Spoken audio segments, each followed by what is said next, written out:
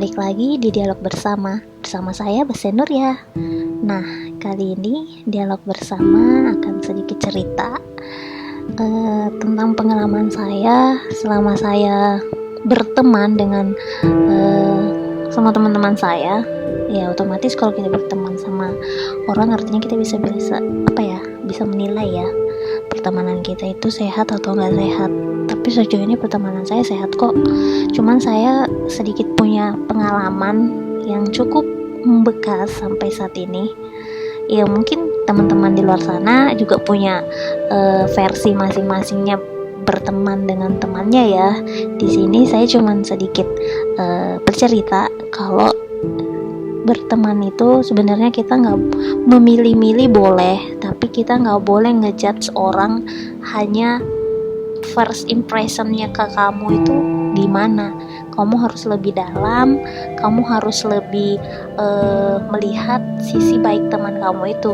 Jadi jangan pernah menilai orang dari pertama sekali kalian bertemu gitu.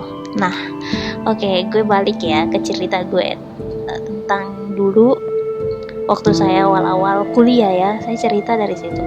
Nah, saya kan sekolah itu di daerah ya, belum di kota provinsi kayak gitu. Saya masih di kabupaten. Nah, tapi kan di kabupaten anak-anak juga nggak cupu-cupu amat gitu kan.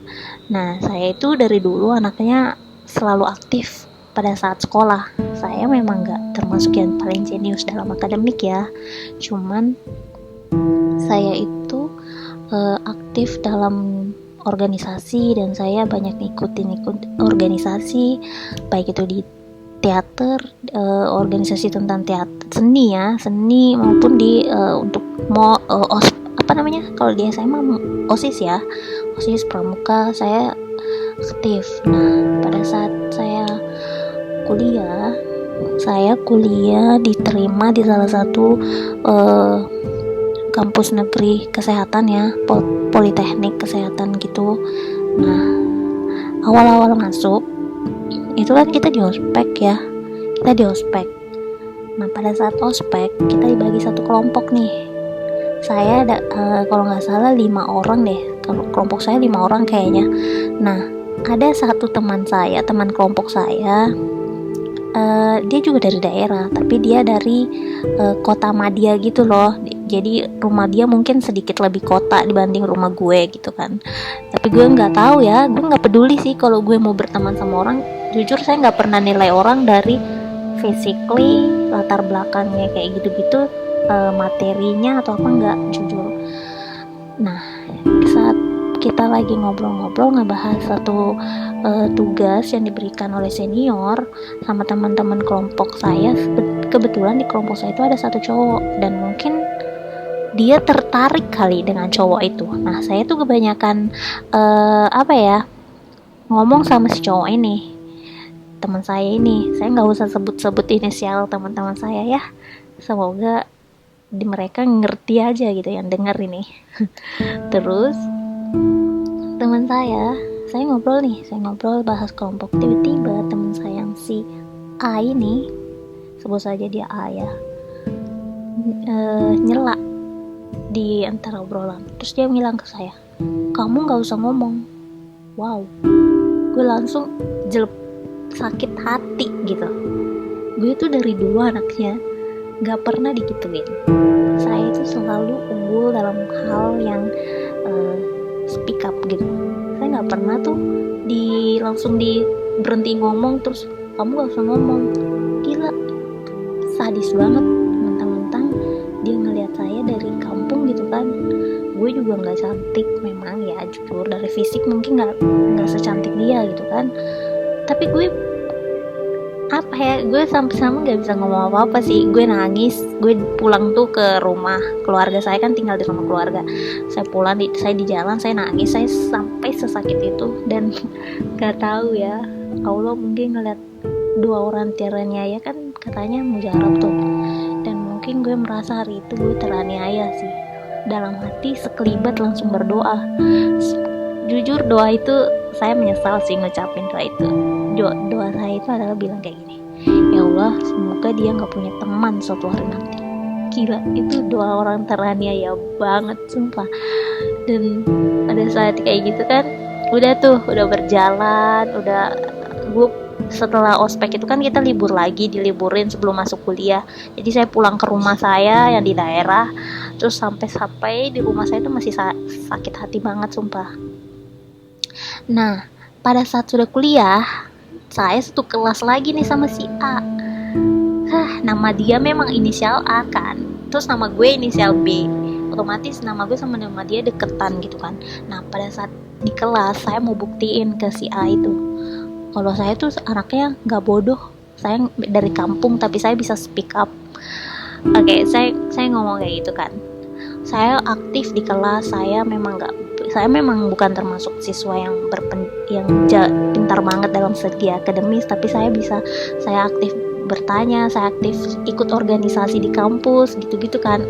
Dari segi prestasi kayak gitu saya udah unggul selangkah dari dia, sementara dia cuman gak ikut organisasi, sibuk pacaran mungkin. Dan teman-teman yang awalnya deket sama dia pas awal-awal ospek itu lari semua.